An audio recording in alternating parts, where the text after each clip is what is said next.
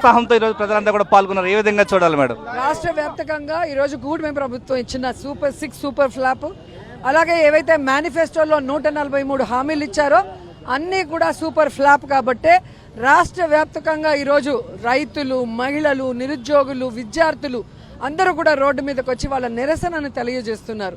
ఎందుకంటే వీళ్ళ మహానాడులో వీళ్ళ అబద్ధాలు, వీళ్ళ భజనలు ప్రజలు చూసి విసిగిపోయారు. మళ్ళీ సిగ్గు లేకుండా ఈరోజు తిరుపతిలో మీటింగ్ పెడుతున్నారు. ఏం చేశారని మీరు మీటింగ్ పెట్టారని నేను అడుగుతున్నాను.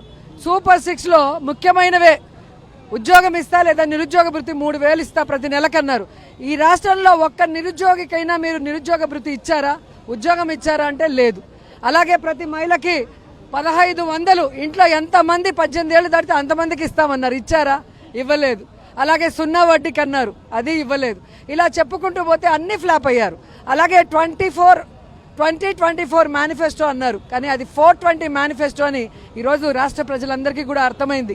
జగన్మోహన్ రెడ్డి గారు ఇచ్చేది ఇస్తూ దానికి మించి ఇస్తానన్నావు, కానీ జగన్మోహన్ రెడ్డి గారు ఇచ్చేది కూడా ఇవ్వకుండా ఈరోజు ప్రజలకి పంగనామాలు పెట్టారు, వెన్నుపోటు పొడిచారు అనేది నిజం. అందుకే ఈరోజు ప్రజల్లో ఇంత కోపావేశాలతో అందరూ బయటకు రావడం జరిగింది.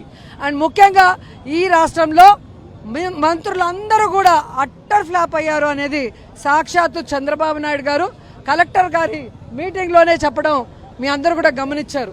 చూసారా? యాన్యువల్ పర్ఫార్మెన్స్ 2025 డిపార్ట్మెంట్ వైజ్ ఇచ్చారు. ప్రతి మంత్రి సూపర్ ఫ్లాప్ అయితే దాంట్లో పవన్ కళ్యాణ్ గారు 25వ ప్లేస్లో పంచాయతీరాజు, 28వ ప్లేస్లో ఫారెస్ట్ ఎన్ఫోర్స్మెంట్. అంటే వీళ్ళందరూ చెత్త అయితే పవన్ కళ్యాణ్ పరమ చెత్త అనేది చంద్రబాబు నాయుడే కలెక్టర్ల మీటింగ్లో స్పష్టంగా దీన్ని చూపించి చెప్పాడు. దీన్ని బట్టి ఏ విధంగా ఈ కూటమి ప్రభుత్వం సూపర్ ఫ్లాప్ అయిందో చంద్రబాబు నాయుడే చెప్పారనేది స్పష్టమవుతుంది. అండ్ నారా లోకేష్ ఏ రోజైతే విద్యాశాఖ మంత్రి అయ్యాడో విద్యకి ఈరోజు ఒక శని పట్టిందని కూడా చెప్పొచ్చు. ఇంగ్లీష్ మీడియం లేదు, సిబిఎస్ సిలబస్ లేదు, ఆఖరికి పిల్లలకి ఇచ్చే స్కూల్ బ్యాగులు, యూనిఫాము, బెల్ట్, షూస్ కూడా ఇవ్వలేక చేతులు ఎత్తేసారంటే ఇంతకన్నా పనికిమాలిన మంత్రి ఎక్కడైనా ఉంటాడని నేను అడుగుతున్నా. నాడు నేడు కింద 43,000 స్కూల్స్ని రెనోవేషన్ ప్రారంభించి దాదాపుగా 23,000 స్కూల్ని ఫినిష్ చేసి 20,000 స్కూల్స్ ఫినిషింగ్ దశలో ఉంటే 2 ఏళ్ళు అవుతున్నా కూడా ఈరోజు ఒక్క స్కూల్ని కూడా పూర్తి చేయకుండా ఏ విధంగా విద్యా వ్యవస్థని నాశనం చేసే విధంగా మరి లోకేష్ ముందుకెళ్లాడో చూసాం. ముఖ్యంగా డిఎస్సి ఎగ్జామ్స్ ఎంత గలీజ్గా అంటే ఎంత మోసపూరితంగా, ఎంత కుట్రపూరితంగా జరిగాయి. అసలు పేకాడ ఆడటం స్పోర్ట్స్ కింద ఉద్యోగాలు ఇచ్చారు అంటున్నారు. నిజంగా ఎవరు ఎగ్జామ్స్ రాశారు, ఎవరి మార్కులు ఏంటి, జిల్లా వైజు ఎవరికి మీరు ఉద్యోగాలు ఇచ్చారో వాళ్ళ మార్క్ లిస్టు బయట పెట్టండి అంటే డిఎస్సి గురించి మాట్లాడితే మిమ్మల్ని అరెస్ట్ చేస్తాం, క్రిమినల్ కేసులు పెడతామని చెప్పి ఈరోజు రెడ్ బుక్ రాజ్యాంగంతో పోలీస్ వ్యవస్థను పెట్టి బెదిరించడం అనేది చేతగాని తనమని కూడా ఈ సందర్భంగా తెలియజేసుకుంటున్నాం. అలాగే పవన్ కళ్యాణ్ విషయంలో ఇప్పటి వరకు నాకు తెలిసి చరిత్రలో ఉపాధి హామీ పనులు ఇవ్వలేక ఇచ్చిన కొన్నిటికి బకాయిలు కూడా 6 నెలలుగా చెల్లించుకోకుండా సూపర్ ఫ్లాప్ అయిన మంత్రి ఎవరైనా ఉన్నారు అంటే డిప్యూటీ మంత్రి పవన్ కళ్యాణ్ గారే. అంత వేస్ట్గా ఉన్న అతను ఈరోజు తెలంగాణలో వెళ్ళి అక్కడ పార్టీ పెడతా, అక్కడ ప్రశ్నిస్తా అంటాడు. ఇక్కడ ఓట్లు వేసిన వాళ్ళకే నువ్వు ఇక్కడ న్యాయం చేయకుండా, ఇక్కడ ఓట్లు వేసిన వాళ్ళకి అండగా నిలబడి చంద్రబాబు నాయుడిని దినలు ఈరోజు తెలంగాణలో నువ్వు ఏం చేస్తావని అక్కడ వాళ్ళు బూతులు తిడతా ఉంటే ఇప్పుడు పవన్ కళ్యాణ్కి సమ్మగా ఉందనిపిస్తుంది. ఎందుకంటే మీకు కుల భావన లేదా అని కాపుల్ని రెచ్చగొట్టి ఓట్లు వేసుకున్నావు. ఈరోజు నేను కాపుల కోసం పార్టీ పెట్టలేదు, నేను కాపులకి ఏం చేయనవసరం లేదని కాపులు అందరినీ మొత్తంగా ఈరోజు మోసం చేశావు.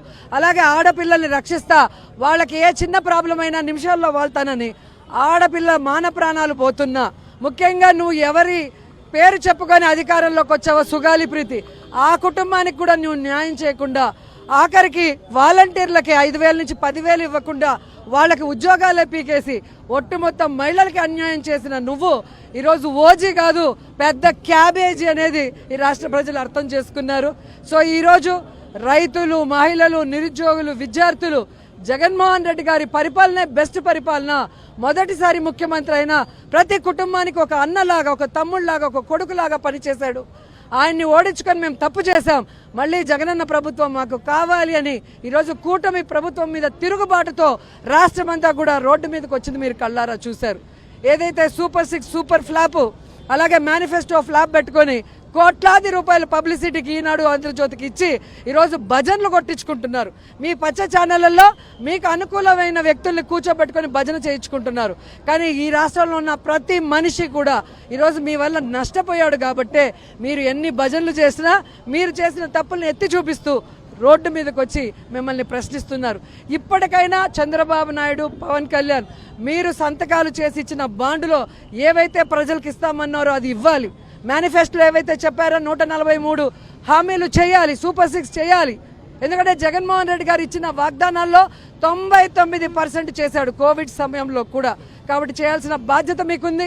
మీరు చేసేంత వరకు వైఎస్ఆర్ కాంగ్రెస్ పార్టీ రాష్ట్ర ప్రజలకి అండగా నిలబడి మీ మెడలు వచ్చి అవి చేయించేంత వరకు పోరాడుతూనే ఉంటామని కూడా తెలియజేసుకుంటున్నాం. సొంత జిల్లా చిత్తూరు జిల్లా రైతులకు కూడా తీరని అన్యాయం చేశారు. ఈరోజు రైతులు కూడా ఆవేదన చెందుతున్నారు. ఏ విధంగా చూడాలి మేడం? ముఖ్యంగా చిత్తూరు జిల్లా వల్ల ఈయన 4వసారి కూడా ముఖ్యమంత్రి అయ్యాడు. ఈ జిల్లాలో రైతులు మామిడికాయలు ఎక్కువ పండిస్తారని కూడా తెలుసు. ఆ మామిడికాయల రైతులకి గతంలో కూడా అన్యాయం చేస్తే జగన్మోహన్ రెడ్డి గారు వచ్చిన తర్వాతే ఇంత ఇస్తాం మేము ఫ్యాక్టరీలతో ఇంత ఇప్పిస్తామన్నారు. కానీ ఆ ఫ్యాక్టరీ వాళ్ళు ఇవ్వకపోయినా వాళ్ళకి న్యాయం చేయలేదు. ఈసారి అయితే మరీ ఘోరం. అసలు మామిడికాయ రైతులైతే మామిడికాయలు కొయ్యకుండా చెట్లలో వదిలేసే పరిస్థితి, కోసిన వాళ్ళు రోడ్ల మీద పడేసి లారీలతో తొక్కించే పరిస్థితి. ఎందుకంటే ఒక చెట్టు పెరిగి కాయలు కాసి వాటిని మార్కెట్ తెచ్చేదానికి ఎరువులకు కానీ వాటికి మందులు కొట్టేదానికి కానీ దానికి కూలీ కానీ కోసేదానికి బండ్లల్లో తెచ్చేదానికి ట్రాన్స్పోర్ట్ ఎంత అవుతుంది?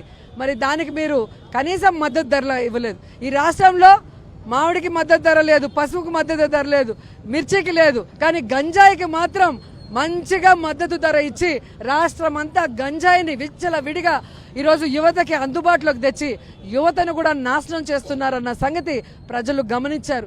ముఖ్యంగా ఇదే నగిరిలో ఇక్కడి ఎమ్మెల్యే భానుప్రసాద్ ఆయన అనుచరులు ఏ విధంగా ఎన్నిసార్లు పట్టుబడ్డారు ఈ గంజాయి అమ్ముతూ. మరి ఇలాంటి గంజాయి వనంలో ఇలాంటి గంజాయి మొక్కలన్నింటినీ కూడా పీకి పారేసే విధంగా ఈ రాష్ట్ర ప్రజలు, నగిరి ప్రజలు కూడా నడుం బిగించాలని కూడా కోరుకుంటున్నాను. ఎందుకంటే ఇది విద్యార్థి జీవితానికి సంబంధించింది, భవిష్యత్తుకు సంబంధించింది. దాన్ని నాశనం చేస్తున్న వాళ్ళని క్షమిస్తే అది పెద్ద నేరం అని కూడా ఈ సందర్భంగా తెలియజేసుకుంటున్నా.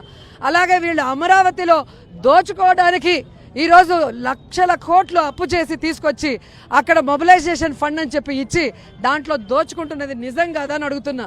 ఎందుకంటే నిన్ననే కేంద్ర ప్రభుత్వం చెప్పింది, కేంద్ర ప్రభుత్వం కడుతున్న ఆఫీసులకి 5,500 రూపాయలు పర్ స్క్వేర్ ఫీట్ ఇస్తుంటే ఈరోజు అమరావతిలో తెలుగుదేశం కూటమి ప్రభుత్వం 20,000 రూపాయలు పర్ స్క్వేర్ ఫీట్కి ఇస్తుందంటే పర్ స్క్వేర్ ఫీట్కి 15,000 రూపాయలని కళ్ళ ముందే దోచేసుకుంటున్నారన్నది నిజం.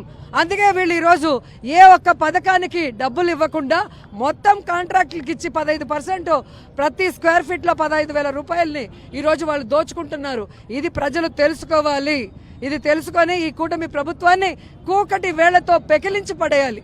ముఖ్యంగా ఆడదానికి గౌరవం ఇవ్వకుండా, వాళ్ళకి ఇవ్వాల్సిన వెల్ఫేర్ ఇవ్వకుండా ఈరోజు మందు మాత్రం ఏరులై దారులై ఆ కుటుంబంలో ఉన్న మగవాళ్ళ జీవితాలని నాశనం చేసే విధంగా, ఫీజు రియంబర్స్మెంట్ ఇవ్వకుండా ఆ కుటుంబంలో ఏ విధంగా పిల్లలకి చదువును దూరం చేస్తున్నారు. అలాగే ఉద్యోగాలు, నిరుద్యోగ భృతి ఇవ్వకుండా ఆ చదువుకున్న పిల్లల్ని డిప్రెషన్లకు తోసేస్తున్నారో తెలుసుకొని కూటమి ప్రభుత్వానికి చెంపబెట్టుగా ప్రతి ఒక్కరూ బయటకు రావాలని కూడా వారందరినీ కూడా కోరుతున్నాను.